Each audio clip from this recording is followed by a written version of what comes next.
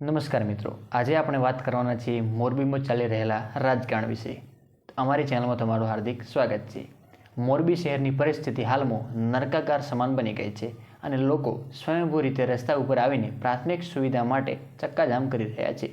તે સંદર્ભે આજે ગુજરાતના પ્રદેશ કોંગ્રેસના કાર્યકારી પ્રમુખની મોરબીમાં પત્રકાર પરિષદ યોજાઈ હતી. ગુજરાતની અંદર મોરબી અને વિસાવદરના ધારાસભ્યની જે ચેલેન્જ ચાલી રહી છે એ મુદ્દે લલિત કગથરાએ આકરા પ્રહારો કર્યા હતા. ચેલેન્જ આપવી હોય તો ગુંડાગીરી ડામવાની આપો.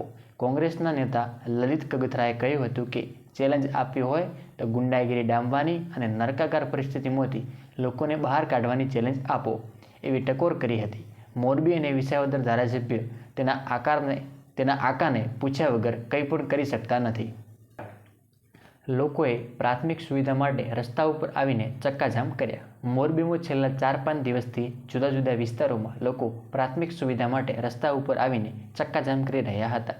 જેથી કરીને આજે મોરબીના સાનાડા રોડ ઉપર આવેલા જિલ્લા કોંગ્રેસ કાર્યાલય ખાતે ગુજરાત પ્રદેશ કોંગ્રેસના કાર્યકારી પ્રમુખ અને ટંકારા પડધરીના પૂર્વ ધારાસભ્ય લલિત કગથરા, મોરબી જિલ્લા પ્રમુખ કિશોરી ચીખલિયા, શહેર કોંગ્રેસ પ્રમુખ પૃથ્વીરાજસિંહ જાડેજાની પત્રકાર પરિષદ યોજાઈ હતી.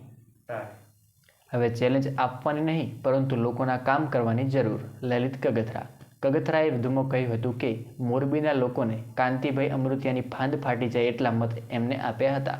ત્યાં હવે ચેલેન્જ આપવાની નહીં પરંતુ લોકોના કામ કરવાની જરૂર છે. મોરબીની આસપાસના વિસ્તારોમાં આડેધડ બાંધકામના કારણે વરસાદી પાણીનો નિકાલ બંધ થઈ ગયો છે, જેથી મોરબી નરકાગાર જેવી પરિસ્થિતિમાં ફેરવાઈ ગયું છે. વર્ષોથી મોરબીને પેરિસ બનાવવાની વાતો કરનારા લોકો પહેલાં મોરબીને નરકાગાર પરિસ્થિતિમાંથી બહાર કાઢે એ માટે કોંગ્રેસ દ્વારા મહાપાલિકાનો ઘેરાવ કરવામાં આવશે. આ લોકો પોતાના આકાઓને પૂછ્યા વગર કોઈ કામ કરી શકતા નથી. લલિત કગથરા તેમણે ઉમેર્યું હતું કે છેલ્લા ઘણા દિવસોથી મોરબી અને વિસાવદરના ધારાસભ્ય રાજીનામા મૂકવાની અને ચૂંટણી લડવાની એકબીજાને ચેલેન્જ આપી રહ્યા છે. એનો જવાબ આપતા તેમણે કહ્યું હતું કે બંને રાષ્ટ્રીય પક્ષના જવાબદાર ધારાસભ્યો છે અને તેમને લોકોએ મત આપીને ચૂંટી કાઢ્યા છે.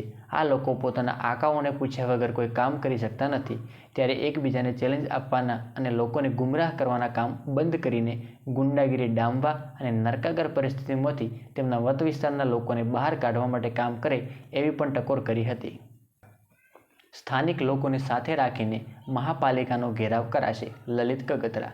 પૂર્વ ધારાસભ્ય કગથરાએ ભાજપને આડે હાથે લેતા કહ્યું હતું કે પાલિકામાં વર્ષો સુધી ભાજપે શાસન કર્યું છે, તેમ છતાં પણ આજની તારીખે લોકોને પ્રાથમિક સુવિધા માટે રસ્તા ઉપર આવવું પડે, થાળી વગાડવી પડે આવી દુર્દશા મોરબીની થઈ ગઈ છે.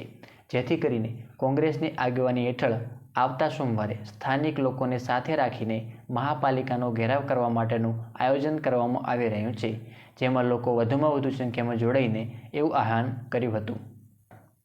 ગોપાલ ઇટાલિયા અને કાંતિ અમૃતિયા વચ્ચે ચેલેન્જનો ખેલ. મોરબીના રાજકારણમાં હાલ ગરમાવો જોવા મળી રહ્યો છે, જ્યાં મોરબીના ધારાસભ્ય કાંતિ અમૃતિયાએ આમ આદમી પાર્ટીના નેતા ગોપાલ ઇટાલિયાને જાહેરમાં પડકાર ફેંક્યો હતો. કાંતિ અમૃતિયાએ ગોપાલ ઇટાલિયાને તેમની સામે ચૂંટણી લડવા માટે આહ્વાન કર્યું હતું. સાથે જ કહ્યું કે જો ગોપાલ ઇટાલિયા તેમની સામે ચૂંટણી લડશે તો તેઓ પોતાના ધારાસભ્ય પદેથી રાજીનામું આપશે અને 2 કરોડ રૂપિયા પણ આપશે. આ પડકારને ગોપાલ ઇટાલિયાએ વટથી સ્વીકારી લીધો હતો અને તેમણે કટાક્ષ કરતાં કહ્યું હતું કે મોરબીના ધારાસભ્યના પેટમાં નકલી તેલ રેડાયું છે. ત્યારબાદ ધારાસભ્ય કાંતિ અમૃતિયાએ કહ્યું, આવી જાઓ મોરબીમાં. એ દર્શાવે છે કે આ મુદ્દે આગામી સમયમાં રાજકીય ઘમસાણ તેજ બનશે.